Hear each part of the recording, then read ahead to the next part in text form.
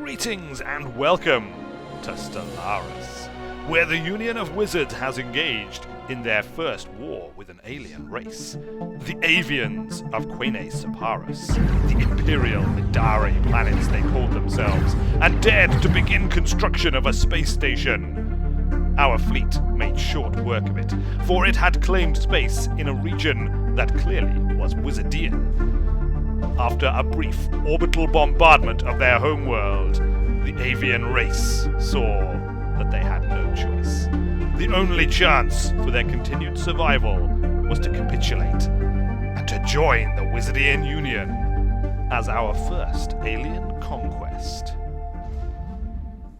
Some may say we were a little heavy-handed with these new entrants onto the galactic stage, but honestly, we had little choice, because we have this colony ship waiting to go out, and we really wanted to colonize this region of space. Now, we could colonize Pyla here with the colony ship. We'll just bring it out to Vocon. We might as well have it hang out here whilst we decide. We could still colonize Dun Tower, or we could colonize the ocean world in Pyla, but we need to survey that system first, which means we need to clear out the hostile mining drones that are in there, so we should probably think about sending Faye Potter in to deal with that. The fleet took no damage at all. We took no damage.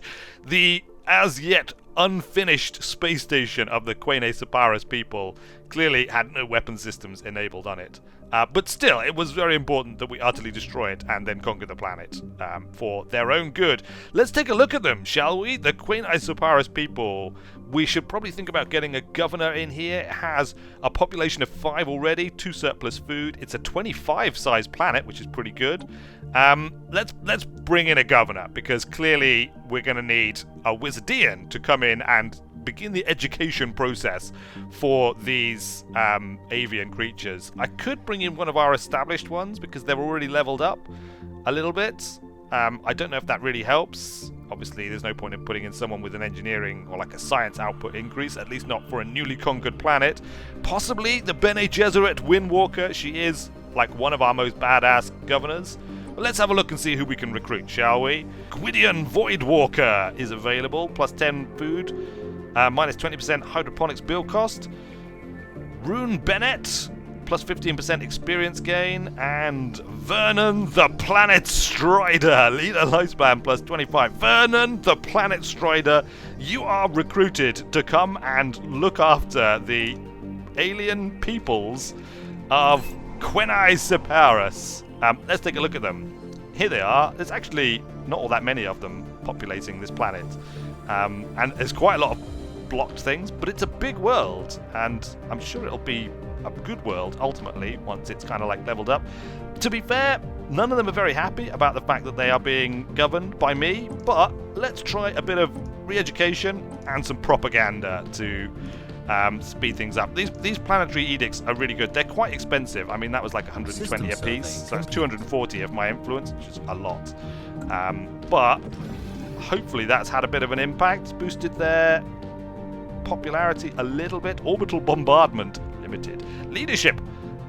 So there's lots of things making them unhappy at the moment.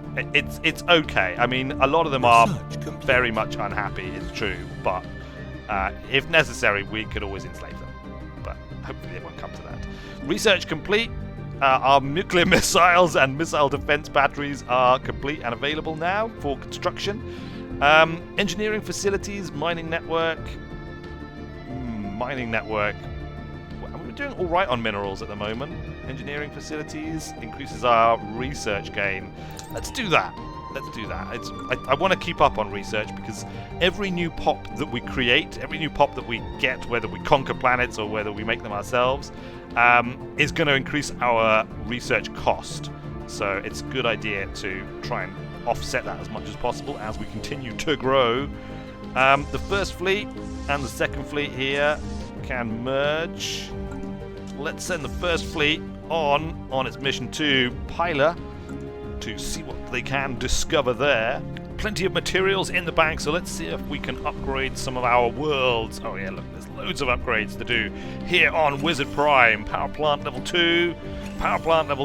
We're going to get massive energy credit surpluses going here, so that we don't have to worry about this again in the near future. Excellent. Wizard Prime, you can just kind of like crack on with that. What about Weird Landing? They're not super happy here on Weird Landing, to be fair. Happiness 64%, base of 60 plus 4 from Governor Broomhilda the Unutterable. I mean, it's good that she's there, giving her plus 4 to happiness.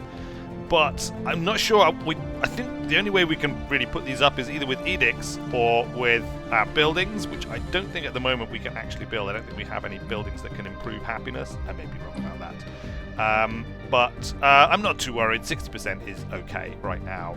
Should we build some more power hubs here? That'll do. What about garden? Also, fairly low happiness, actually. It turns out that the Gaian world of Garden is not such a wonderful place to live after all. At least we can build a new planetary administration, though. Let's do that. We'll get that in place. And maybe that will cheer up the inhabitants because they will have something other than just a deconstructed colony ship to look up and say, hey, look, there is the center of our colony. Solaria, still very underdeveloped at this point. I'm not really sure what to do with Solaria, what direction to take it in. I guess we could maybe just do with a little bit of extra food. New contact! We have received a communique from yet another previously unknown spacefaring empire that call themselves the Saiban United States. The Saiban United States. They claim to have learned of our existence by listening in on the communiques of another empire. Interesting. I don't suppose you could tell us which empire? No? Yes? No? Alien creatures! I speak on behalf of Grand Marshal Kryda! We, the undisputed ruler of the Siban United States, respect our borders and keep out of the Siban affairs, and perhaps our mighty fleets will refrain from visiting your wretched worlds. Well, if you say so, Siban United States, although I'm not sure if you've heard of a little empire called the Imperial Madari Planets, who angered the Union of Wizards and are now slaves to our will. Not actual literal slaves, because we don't do that unless we decide that we are going to do that, which for the time being we won't. But anyway, we were deciding what to build. Let's just build ourselves some more food production here. We'll build a farm, a hydroponics farm, to feed the people of Solaria and to keep them healthy and growing. Now, I'm not sure if it's really worth building anything on Quainai Separis just now with such unhappy avian aliens here, even though our new planet-destroying governor will hopefully whip them into shape, and things like their kind of unhappiness at having been recently conquered and planetary bombardments raining down on them and other such things will likely fade with time, and as they come to realize the benefits of being part of the Wizarding Union, I'm sure it will improve, but for the time being, they're just not going to be productive with this level of unhappiness. There might be a rebellion or something as well. Should we you know what we could do? We could build some robots here. Can we not build robots? Build a robot to man this mine. Yes! That's clearly the solution. Send in the robots. Because we can't send in our own people, right? Because wizards would not want to live on this desert planet. But robots are perfectly fine living on desert planets. And I believe they will be 100%, yeah look, constant happiness, 100%. And indeed, an increase in mineral production. In fact, frankly, anywhere where we're mining minerals, we should be using robots for that purpose. Alien specimen procurement. The director of the Museum of Exobiology on Wizard Prime has issued a request for the procurement of several live alien specimens. These creatures were spotted on a surveyed habitable world, but they are difficult to capture, and it will require the full resources of a science ship for a lengthy period of time. Well, I mean, Ron, I'm sure, would be happy to set off on a mission to bring back new species for the Museum of Exobiology. We'll gather the specimens. It'd be nice for Ron to feel wanted again and to actually have something to do. Let's just pause it for a second so that things stop happening whilst we work out what we're doing here. I'm going to move this as yet unfinished pop to maybe here. And we're going to build another robot here. So we've got robot building here and a robot building here, which I'm not sure if it'll help us keep control over the Quainai Separis, but at the very least it'll produce minerals for us, which, you know, will be good. And we'll have, the more minerals we have, I think the happier everyone is going to be. Good. So all of our planets pretty much are doing something, with the exception of we're not actually building a building here. So let's also put in an order for a mining network. There we go. Sounds good. I mean, this little war has actually turned out quite well for us because we've gotten a whole planet out of it that we wouldn't otherwise have been able to occupy and colonize. So the fact that we are xenophiles and we like these species and we're happy to integrate them into our empire is clearly a good thing. How is the Senator doing? The Senator needs fresh orders. Is there anywhere where we can mine energy credit? Can you mine the Trabano system? This is now within our domain, so let's do that. We'll put a mining station down in the Trabano system. Something else that I think we can do is we want to get a bit more influence, right? So if we contact a race, we can mark them as our rival, and that will generate influence for us. We've also had a research complete. Let's just deal with that quickly first. Monthly influence +1, production targets, planetary capital. That's excellent. New research. New societal research. Form federation. Not sure about that. Galactic ambitions. Border range +20% and unlock survey data. Alright, this is interesting, this one right here, because survey data would seem like a positive thing. It gives us survey data automatically on discovered alien races. But actually, it means that we can't survey those systems ourselves and therefore generate anomalies, and anomalies often unlock interesting things. That said, +20% border range. Potentially very useful. It could give us new systems that we will be able to exploit. Galactic ambitions +1 monthly influence is really good. The Empire Capital Complex, I'm sure, is awesome, and advanced government forms are also something we're going to want eventually, but it's very expensive right now. We can get galactic ambitions in just 39 months, potentially less as we continue to ramp up our research. We're definitely not going to do Federation, because we just don't want a Federation. They suck us. So Galactic Ambitions, I think, is the winner, despite the fact that it's going to give less work for Ron. But I'm sure he'll be kept busy for a while with this, zoological thing that he's doing. Yeah. That's it. Done. Survey data is locked in, or rather Galactic Ambitions. We do, after all, have Galactic Ambitions. And it remains a possibility that if we get our science ships out and about, they may still be able to find systems that are out with people's empires and do some surveying that way.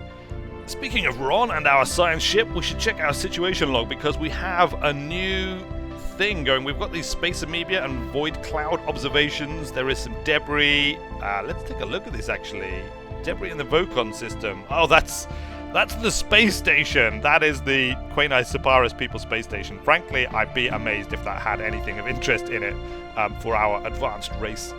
Void cloud observations and space amoeba. We should get around to these at some point. I'm concerned the space amoeba might attack and kill him. But what we're going to do is the alien specimen procurement. We're going to go on a galactic zoo quest. Ron is going to take inspiration from a mythological figure known as Sir David of the Attenborough, and he is going to journey to the far reaches of space. Hold on. Let's just see exactly where he has to go in order to do this. Where was it? Alien species procurement. We're going to track all of these on the map.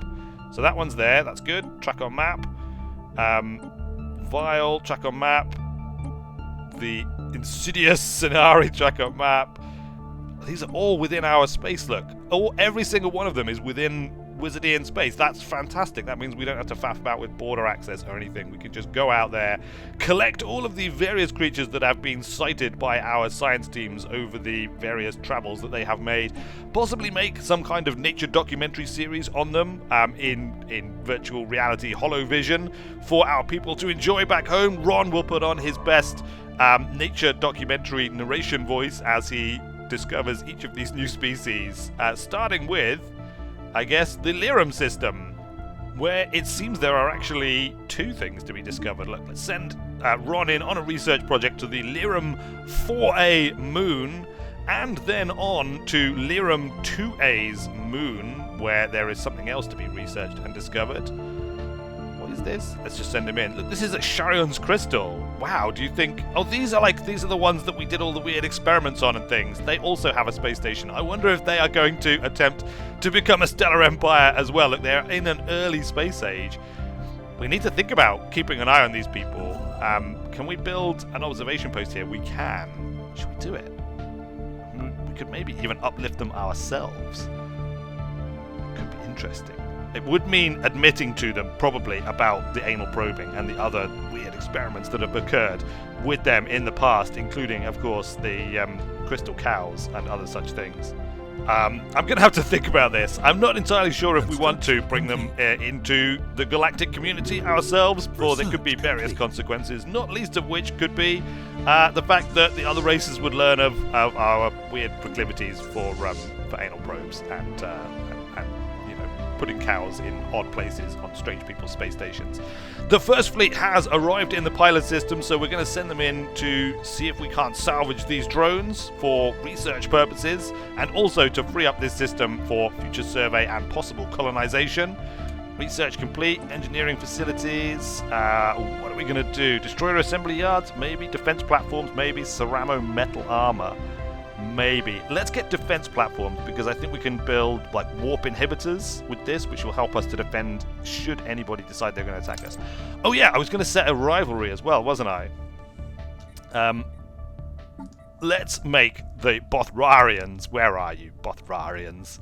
We know that you hate us. Look, minus 153. The Photesians actually hate us even more, minus 201. They really hate us. But the Bothrarians are less of a threat, I think, than the Photesians, because the Photesians have plenty of room to expand into and could potentially become more powerful as a result. The Bothrarians are fairly restricted, so we're going to communicate with them, and we're going to declare Bothrarian Star Council to be our rival. We cannot declare them a rival because we have already established an embassy with them. Well, let's just recall the embassy then. Recall our embassy from their capital planet. The relations boost gained from it will decay over time. Fine. We're also going to make them our rivals, which will give us +1 influence per turn, which is the real reason why we're doing it. In fact, it gives us +1.5 influence each month, and may make their other rivals friendlier towards us. Excellent. Confirm. Do we want to make anyone else rivals? Well, we'll think about that. We'll think about that in a minute. Let's just unpause it and see how our fleet is doing in the pilot system as they tear in to deal with the... Look, we have been engaged. We have been engaged by the mining drones. We're blasting away with our lasers. Are we going to destroy them both? We kind of want to just disable them, if possible. Situation log updated. We've annihilated them all. Alright. That's fine. Mining drone disassembly. The mining drones were destroyed in a heated battle with Wizardian vessels. As luck would have it, their energy cells are by far the sturdiest component used in their construction, and some were recovered by our ships. The technology behind these cells is beyond us at present, but initial tests show we are quite capable of converting their output to energy credits. As the final energy cell bled out, the engineers handling the test noticed a dip in background radiation. It would appear that the drones are not silent, but have been sporadically broadcasting on unusual frequencies since we first encountered them, possibly ever since they were first deployed. It is unlikely that there is anyone left to receive these transmissions. At any rate, the drones could prove to be a potent but limited source of energy, should we be able to find and disable them efficiently enough. Well, very well. Gives access to the Drone Bounty Empire Edict. Ends the mining drone analysis event chain. Well, fine then. I mean, this mining station here, is it going to attack us? Does it even... It does have weapons. Do you think we should just take it out? I mean, if we're going to colonize the pilot system, it seems unwise to have a fully operational mining outpost just kind of hanging out there. Where is the Sentinel? Well, the Sentinel, of course, and Ron are on their wildlife intergalactic zoo quest mission at the moment. Have you even begun that yet, Ron? Have you actually begun to search for it? You haven't. Look, you haven't even reached Lyra 4A. Turn around! I'm sorry, we're going to have to call you away on important Empire business. It is vitally important that we survey this ocean world of Pilot 3, because we may want to colonize it. We have had a colony ship sitting around in the Vocon system for ages now, not doing anything. The colonists are all on a board. They're getting really bored now. They're like tapping their feet. Dawn Tower 4 is actually a better world. Look, it's a size 23, so it's bigger, probably. I mean, can we even see how big Pilot 3 is? Size 15, yeah, it's quite small. It is quite small. Habitability, however, is unknown. I guess probably we will just colonize whichever one of these two has the best habitability, because that will define our base level of happiness, and we do want our colonists to be as happy as possible. Even possibly as happy as Larry, if such a thing were to be achievable in our lifetimes. Complete. The Artemis seems to be ready for fresh orders. Build some research outposts, I guess. We just keep trying to crank that research up. Construction complete in the garden system. Yes, it is all coming along rather wonderfully for the Union of Wizards as our space continues to expand. The Bothrarians are our main concern right now, and it may make sense to colonize Raman 3 here on the edge of our space as a strategic outpost to defend and or to be a launch post for our inevitable war when the time comes. But that, as always, we'll have to wait until next time, because we have run out of time this time. So, until then, thanks a lot for watching, everybody. I have been Weird Wizard, and I will see you later.